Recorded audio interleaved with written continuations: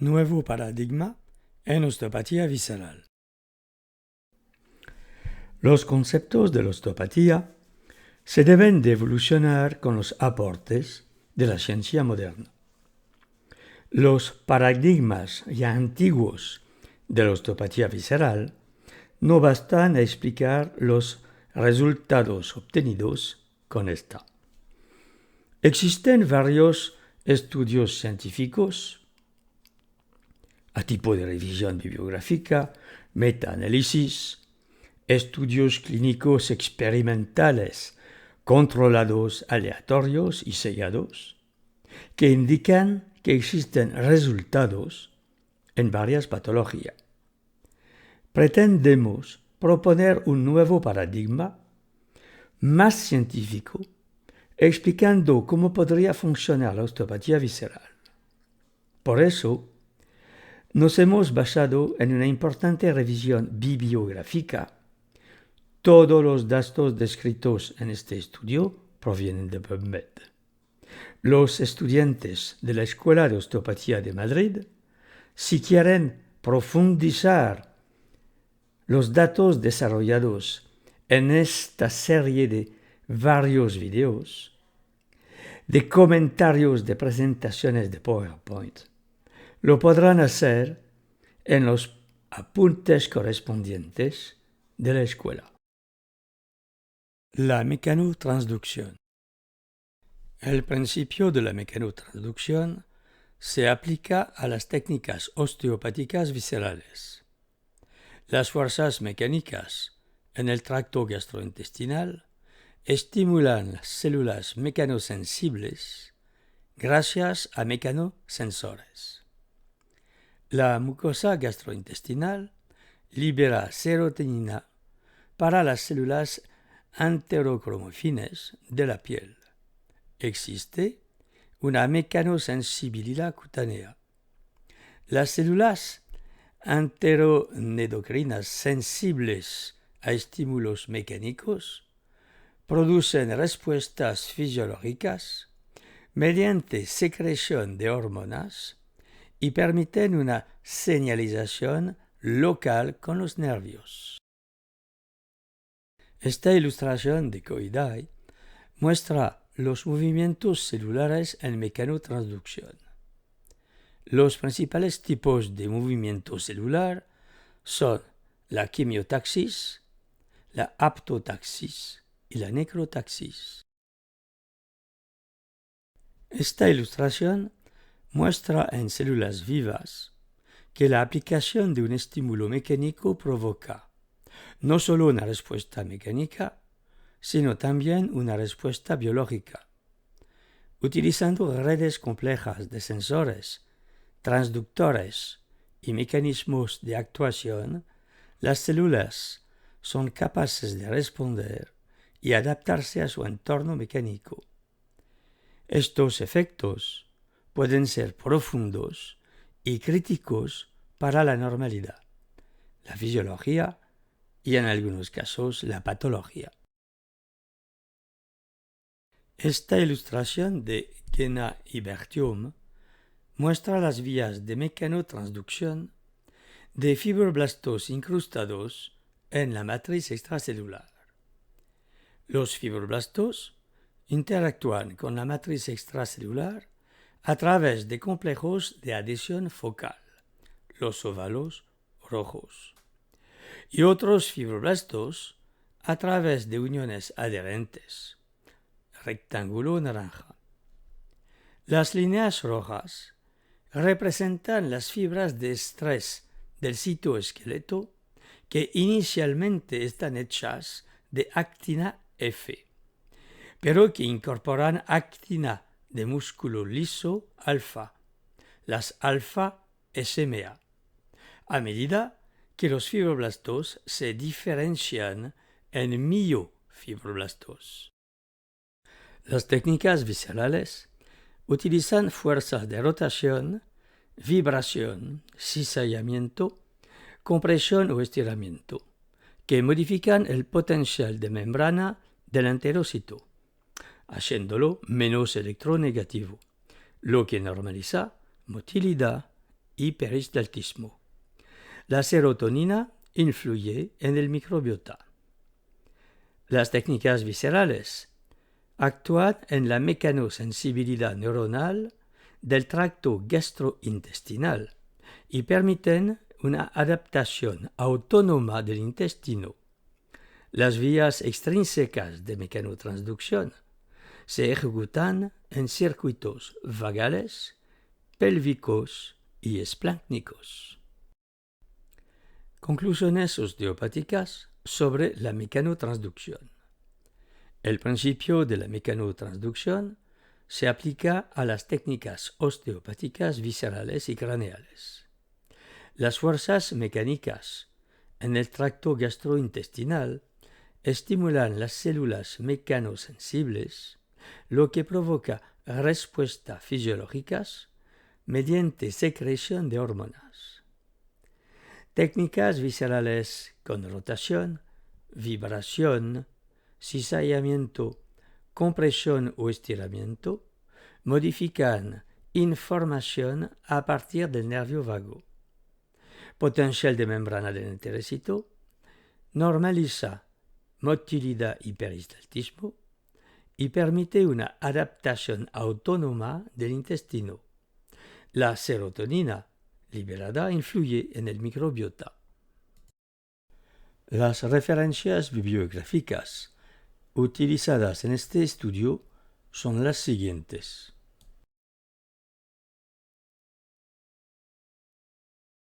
El peritoneo. Las técnicas viscerales estimulan el peritoneo parietal y visceral. A través de los mecanoreceptores peritoneales sensibles a la presión, tracción, fricción, modificación de temperatura, las técnicas osteopáticas modifican la mecanotransducción. Según Tanaka et al., modifican los influjos patógenos vagales y sus consecuencias. Mejoran el transporte selectivo de líquidos y de células. Mejoran y aceleran el drenaje linfático. Mejoran las defensas inmunes del cuerpo. Las referencias bibliográficas utilizadas en este estudio son las siguientes.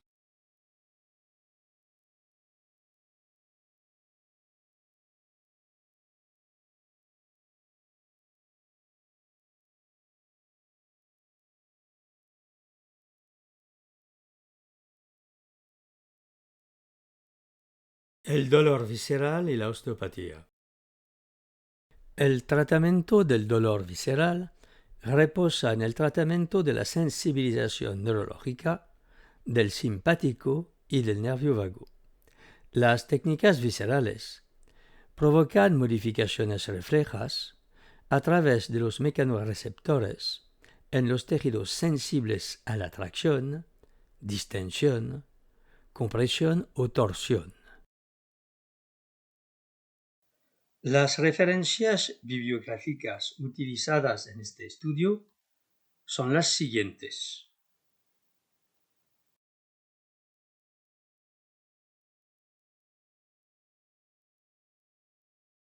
Los mecanoreceptores viscerales.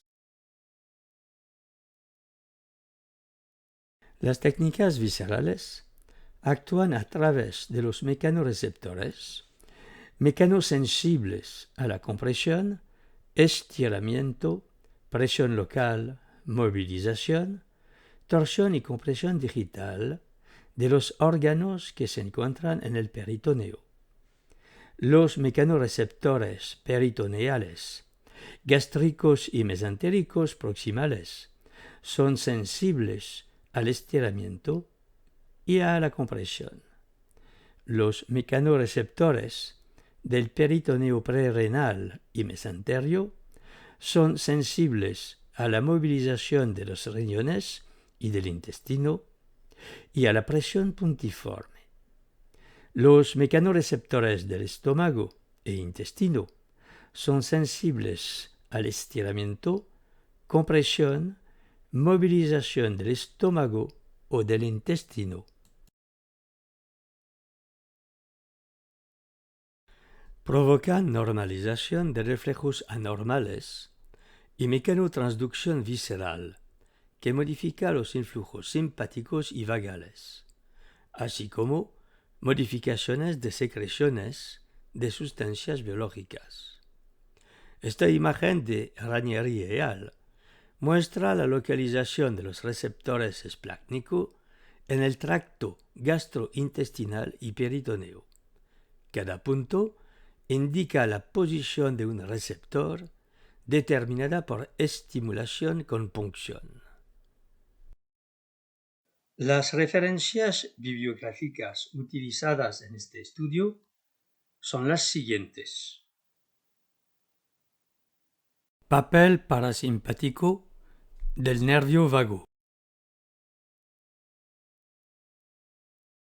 El tracto gastrointestinal depende del sistema nervioso entérico, del sistema nervioso central, del simpático y del vago. Los mecanorreceptores vagales responden al estiramiento. A nivel del estómago, la estimulación del nervio vago provoca la regulación de la ingesta de alimentos, controla la motilidad gástrica y pilórica. Según Lu et al., el vago aferente aumenta la motilidad antral, el vago inferente disminuye la motilidad antral. Estas ilustraciones de Lu et al. Muestran la estimulación del nervio vago eferente a dosis alta retardada de peristaltismo entral. En A podemos observar un ejemplo de imágenes gástricas antes y durante la estimulación del nervio vago eferente con dosis alta. Amplitud de pulso 1 mA, ancho de pulso 0,5 milisegundos, frecuencia de pulso 10 Hz. En B, el inicio de la estimulación del nervio vago eferente a dosis alta aumentó significativamente el área de sección transversa, seguida de un cambio fásico pequeño o nulo en el área de la sección transversa. El plexo mientérico gástrico, es decir, fundus, cuerpo, antro y duodeno proximal, son densamente inervados por fibras vagales. Es el nivel donde podemos tener más acción terapéutica. Este esquema de Furness muestra la organización del sistema nervioso entérico. El sistema nervioso entérico presenta plexos ganglionares, el plexo mientérico entre las capas longitudinal y circular de la musculatura externa y el plexo submucoso que tiene componentes externos e internos. Los haces de fibras nerviosas conectan los ganglios y también forman plexos que inervan la capa muscular longitudinal, la capa circular, la mucosa muscular, las arterias intrínsecas y la mucosa. También está presente la inervación de las células endocrinas gastroenteropancreáticas y del sistema linfoides asociado al intestino. A nivel del duodeno, los nervios vagales y el duodeno son responsables de reflejos vago-vagales. A nivel de los intestinos, el nervio vago inerva sobre todo el plexo mientérico. La inervación vagal de la mucosa y submucosa es escasa o ausente. A nivel de las vías biliares, no hay inervación de los hepatocitos, por lo cual no tenemos acción terapéutica sobre el tejido del hígado. Sí tenemos una posible acción en la vascularización hepática y los conductos biliares, así como en la vena porta, ya que reciben una inervación aferente vagal más densa. La inervación vagal de las vías biliares es responsable de modificaciones de las secreciones de los neurotransmisores y de los neuropéptidos que regulan la función hepática y hemodinámica. El tratamiento del nervio vago normaliza el tono neurovegetativo, estimula las vías antiinflamatorias, regula el apetito, el estado de ánimo, el sistema inmunológico y la homeostasis autónoma. Bonas et al. Indican que un tono vagal bajo es responsable de una variabilidad de la frecuencia cardíaca, que es el marcador del equilibrio simpático vagal, y puede provocar trastornos digestivos funcionales y enfermedades inflamatorias intestinales. Este esquema de Yuan et Silverstein resume las respuestas antiinflamatorias mediadas por la estimulación del nervio vago. El vaso responde a la liberación sistémica de TNF-alfa y otras citocinas, que conduce a la activación del eje hipotálamo-pituitario adrenal. Las señales inflamatorias transmitidas a través del ganglio de la raíz dorsal y las fibras aferentes vagales activan un circuito de retroalimentación para reducir la respuesta inflamatoria. La estimulación del nervio vago modula el reflejo inflamatorio a través de las vías simpáticas y parasimpáticas. La estimulación del nervio vago atenúa la respuesta inflamatoria entre el vaso a través de células T especializadas y de macrófagos. Estimulación eléctrica del nervio vago con dispositivos no invasivos. Según Yuan et Silverstein, el NEMOS es un dispositivo transauricular de estimulación del nervio vago que estimula la concha auricular. El GammaCore es un dispositivo de estimulación autoadministrado transcervical del nervio vago que estimula a través del cuello hasta el nervio vago cervical. La prueba neurodinámica periférica del nervio vago es válida y precisa. Es capaz de detectar la activación del nervio vago con alta sensibilidad.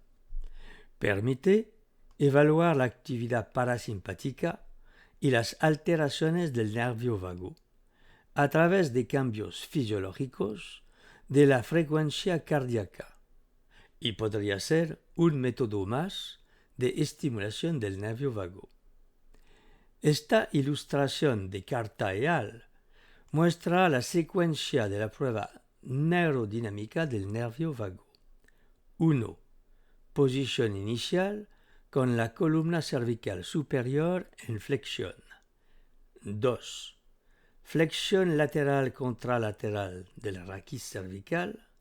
3. Rotación ipsilateral del cuello. 4. La posición final de la prueba con movimientos suaves de la parte superior del abdomen, caudal y cranealmente, como maniobras de discriminación. El eje microbiota intestino-cerebro del nervio vago está involucrado en los trastornos gastrointestinales. Puede modificar la plasticidad vagal y así reducir el efecto disfuncional. El microbiota intestinal es un actor clave en la salud y la enfermedad. El nervio vago conecta los órganos y el cerebro de manera importante para el microbiota.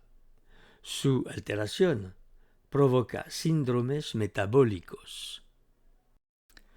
Estos carteles de Samoraal representan los principios terapéuticos en la utilización del eje alimentos-microbiota. La dieta interactúa con el holobionte humano de una manera específica para cada persona. La obtención de múltiples parámetros del huésped y su microbiota residente puede ayudar a diseñar intervenciones dietéticas de precisión que abarcan las cantidades, el contenido y el momento de los alimentos. Estas intervenciones pueden usarse con fines profilácticos o de tratamiento en una gran variedad de afecciones médicas, así como para evaluar el pronóstico, predecir la probabilidad de que la intervención dietética tenga éxito y monitorear la respuesta clínica a la intervención. Este cambio de paradigma en la nutrición de generalizada a personalizada amerita reevaluaciones periódicas de los parámetros del huésped y de la microbiota, ya que son susceptibles de cambios constantes después de la intervención dietética en sí o debido a otros factores ambientales. La dieta influye en las estructuras y función de las bacterias intestinales. La nutrición mantiene la homeostasis y lucha contra enfermedades. Existen pruebas de la eficacia de la quiropraxia y OMT para restablecer una microbiota normal. Caña et al. Estudiaron la actividad del reflejo antiinflamatorio colinérgico por descompresión occipito-atloidea y estimulación del nervio vago auricular transcutáneo. Los resultados de Caña et al. Proponen que la técnica osteopática de descompresión occipito-atloidea, así como la estimulación del nervio vago auricular transcutánea no invasiva, provoca efectos antiinflamatorios. Este esquema de Caña et al. Muestra los resultados del efecto antiinflamatorio de las técnicas utilizadas. Douglas et al. Indican que la descompresión occipito-atloidea y la estimulación no invasiva del nervio vago a nivel auricular transcutáneo aumenta el tono simpático cardíaco. Este gráfico de Douglas muestra el registro original del estudio en el grupo de descompresión occipito-atloidea. A partir del electrocardiograma se derivaron los intervalos RR y los intervalos PQ para cada latido utilizando el software Embolab. Observar el aumento en el intervalo PQ después de la intervención de descompresión occipito-atloidea en comparación con el registro de línea de base. Las referencias bibliográficas utilizadas en este estudio son las siguientes.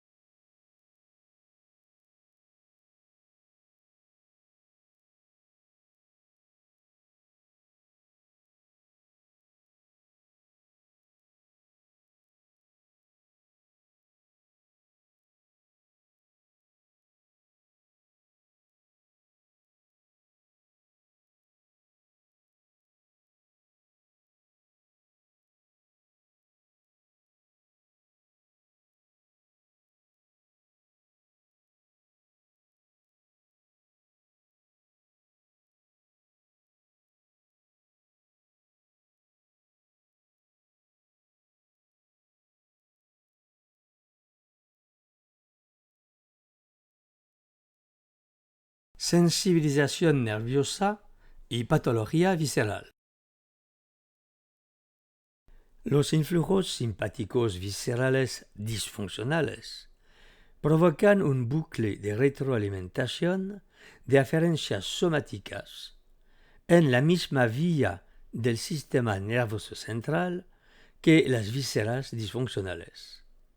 La sensibilización central aumenta la descarga eferente somática, simpática y motora que modifican los reflejos viscerosomáticos, somatoviscerales y visceroviscerales.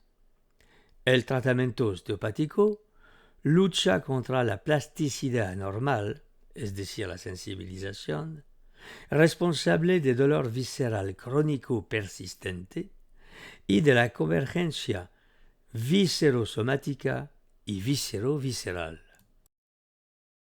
Existen numerosos trabajos científicos que indican una acción del OMT sobre la sensibilización central y sus consecuencias. Esta ilustración de D'Alessandro et al. Muestra la acción del OMT en la sensibilización nerviosa. Varias terapias, incluida el OMT, podrían resolver la sensibilización neurológica en diferentes condiciones clínicas en las que están presentes sensibilización periférica y o central. Este diagrama nos muestra posibles ejemplos de protocolos de tratamiento de OMT para mejorar las respuestas homeostáticas, incluyendo la utilización de los 4 modelos clásicos: modelo biopsicosocial, modelo parasimpático, modelo respiratorio linfático, modelo simpático. Las referencias bibliográficas utilizadas en este estudio son las siguientes.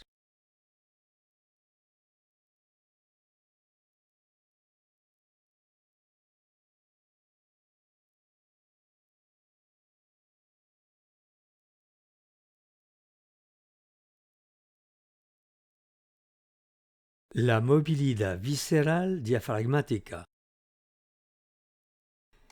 Durante la respiración, las vísceras se mueven bajo influencia de la fuerza motora del diafragma y de los cambios de presión entre tórax y abdomen. En medicina está muy conocida la movilidad visceral respiratoria, además del peristaltismo, y ha sido estudiada con imágenes radiográficas del diafragma, ya que en oncología la radioterapia es utilizada para los pacientes con cáncer en regiones torácica y abdominal. El movimiento respiratorio constituye un obstáculo importante durante la intervención. Idem para la cirugía robótica. Esta ilustración de Erdart et al. Muestra los conceptos básicos de la adquisición de imagen en TAC 4D.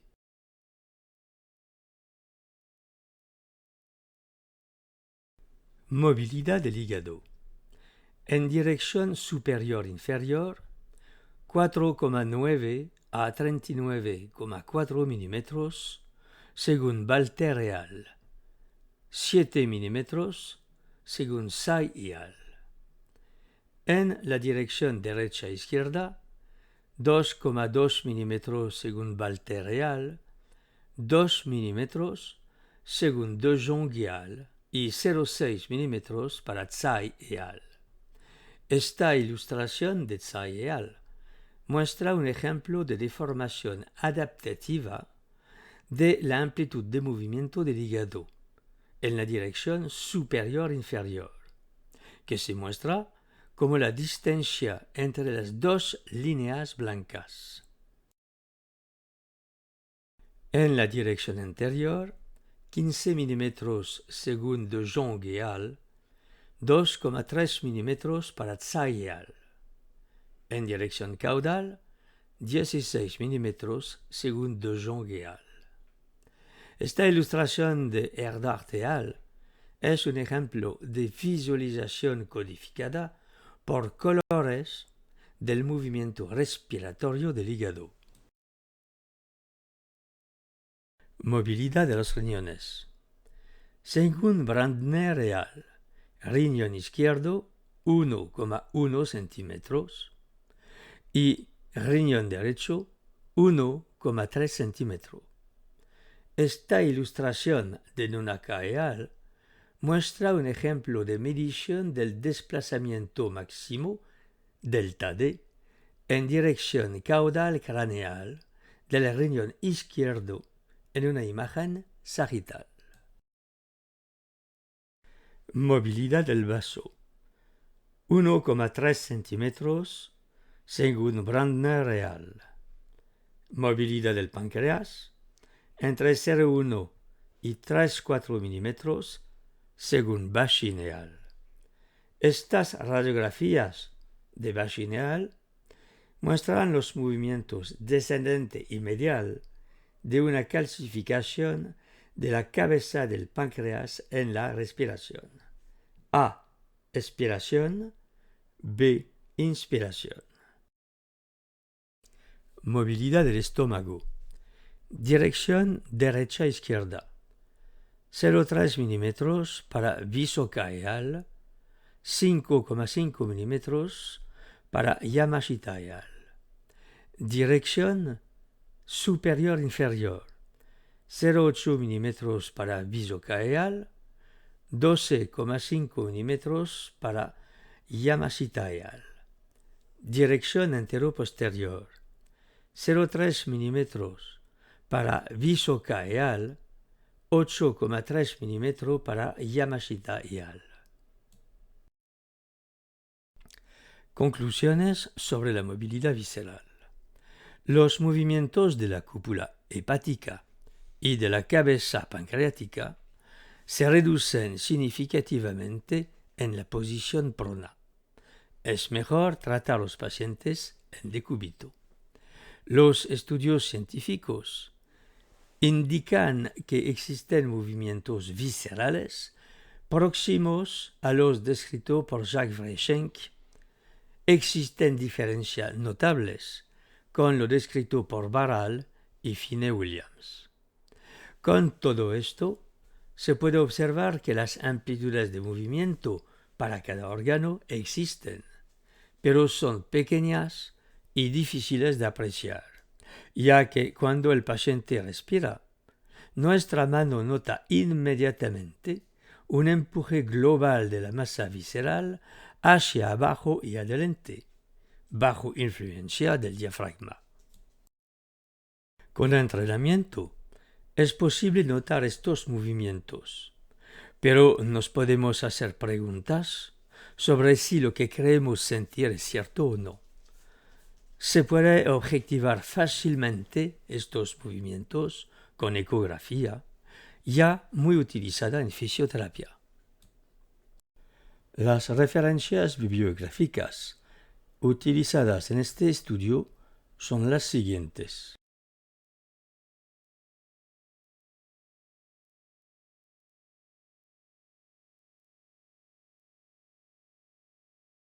Las adherencias viscerales.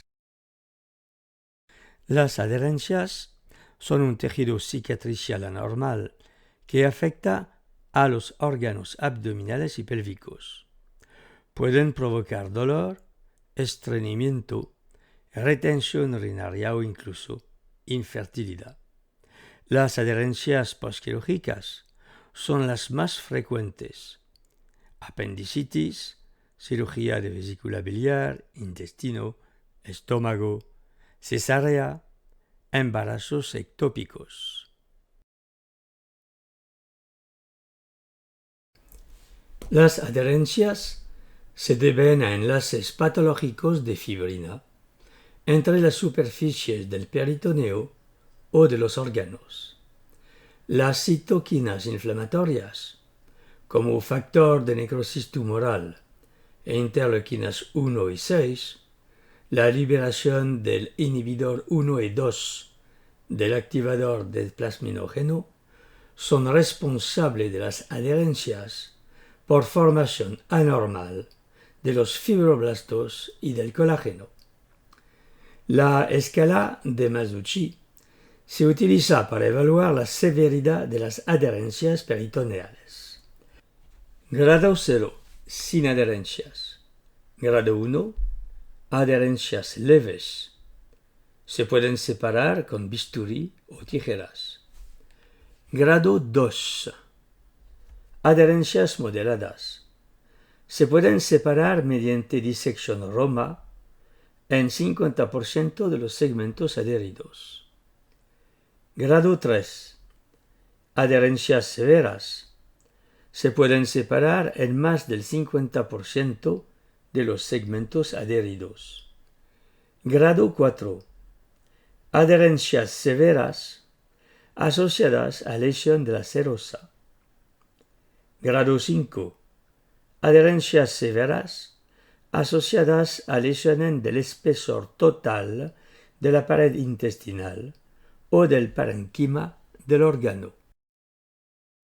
Varios estudios demuestran la eficacia de las técnicas manuales viscerales en la reducción de las adherencias: masaje, movilización visceral, relajación miofacial, favoreciendo modificaciones de la matriz extracelular por mecanotransducción, liberación de proteínas quinasa C que inhiben los fibroblastos. Estas fotografías de Beauveal muestran adherencias postoperatorias observadas en la bisagra cecal de un modelo de rata. Las imágenes A hasta C se tomaron de la misma rata en el grupo de tratamiento de 4 días. A. Epiplón mayor hasta el ciego. C en todos los paneles. La extensión está indicada por un gancho. B. La capa de grasa anexial izquierda está adherida al ciego. En esta rata no hubo adherencia primaria, lo que se puede apreciar por el pliegue que realiza el tejido entre la pared abdominal y el ciego. C. Adherencia cohesiva entre el intestino delgado y el ciego. Flecha. D. Adherencia en forma de banda entre el mesenterio del intestino delgado y el ciego. Esta tabla de estadística de Beauveal indica que la terapia manual modelada atenuó o evitó las adherencias postoperatorias primarias. El estudio de Melzer et al. Demuestra que la tensión por movimiento repetitivo y la liberación miofacial in vitro aumentan la apoptosis y provocan la elongación de los fibroblastos inducida por deformación.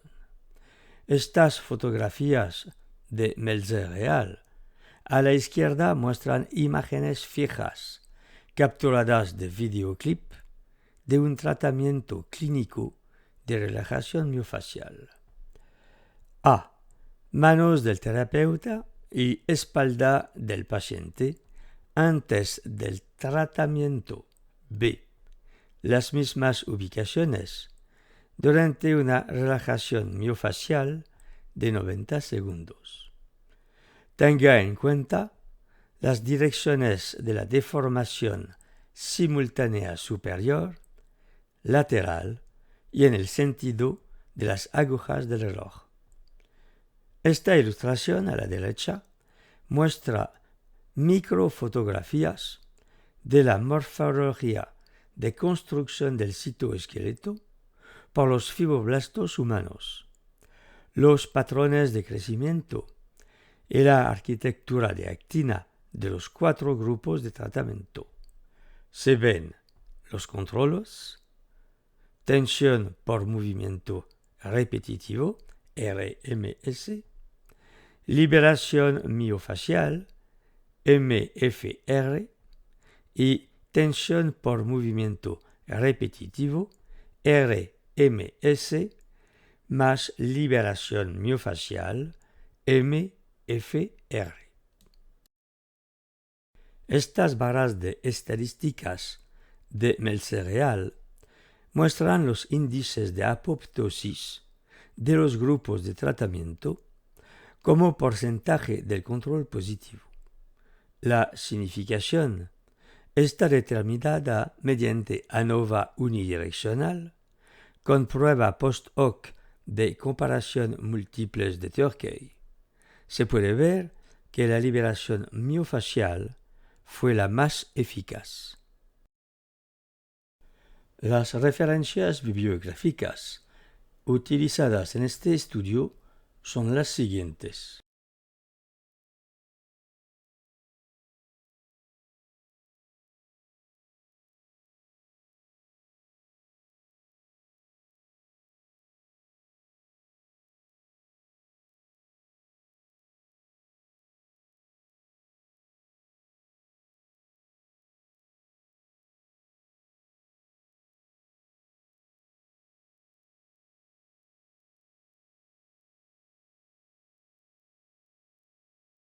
La visceroptosis.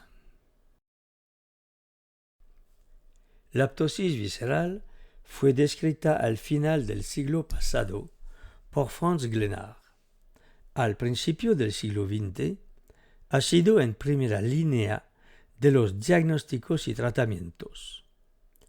A partir de 1940, progresivamente, se abandonó en beneficio de otros diagnósticos más modernos.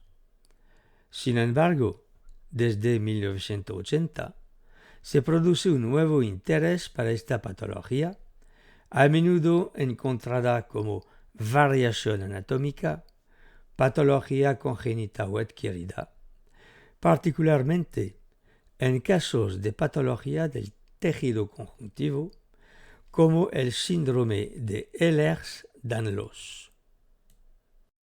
La fotografía de la izquierda es una radiografía con barrio realizada en decúbito supino. Se ve el estómago en posición normal. La fotografía de la derecha es una radiografía con barrio del mismo paciente realizada en bipedestación.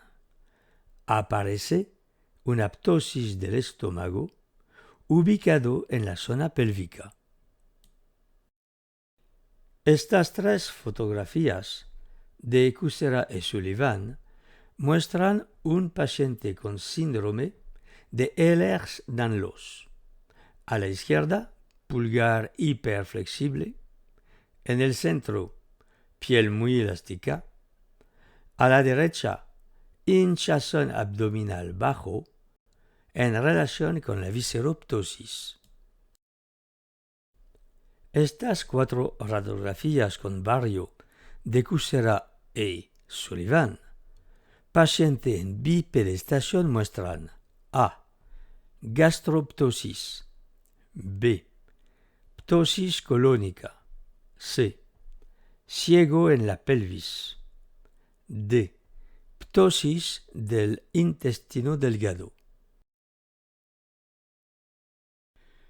La nefroptosis o riñón flotante hoy en día está muy bien detallada y diagnosticada. Si el tratamiento osteopático no puede suprimirla, las técnicas osteopáticas reducen sus síntomas. Este dibujo a la izquierda muestra un riñón normal en decúbito y a la derecha, en bipedestación, aparece una nefroptosis. El riñón flácido o de Vendernère se puede evidenciar cuando los riñones, habitualmente el derecho, caen de más de 5 centímetros al asumir la postura erguida. La condición es relevante si la obstrucción ureteral aumenta la presión arterial, hipertensión ortostática, si existe un sedimento urinario anormal o si aparecen síntomas de Dichter. El riñón tóxico puede palparse como una masa en el flanco y debe ser reducible. Es responsable de una obstrucción por formación de un codo en el uréter. Se puede considerar la intervención quirúrgica con inserción del riñón tóxico cuando existen indicaciones clínicas claras. Estas dos radiografías de Chan et al. Muestran los hallazgos de una pielografía intravenosa. En comparación con la posición supina en A, en B se muestra un descenso del riñón derecho de más o menos 9 centímetros en bipedestación. Esta gamografía en una mujer sintomática de 37 años muestra en A una vista posterior. Las imágenes en posición erecta y en decúbito supino muestran una ptosis del riñón derecho.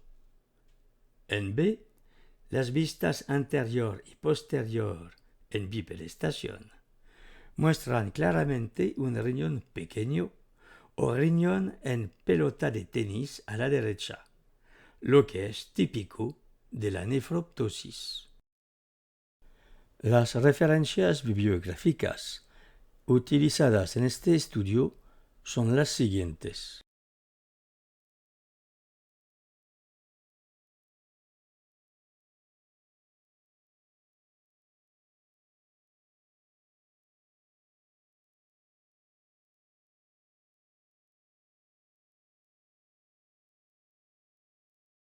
El principio de la mecanotransducción se aplica a las técnicas osteopáticas viscerales.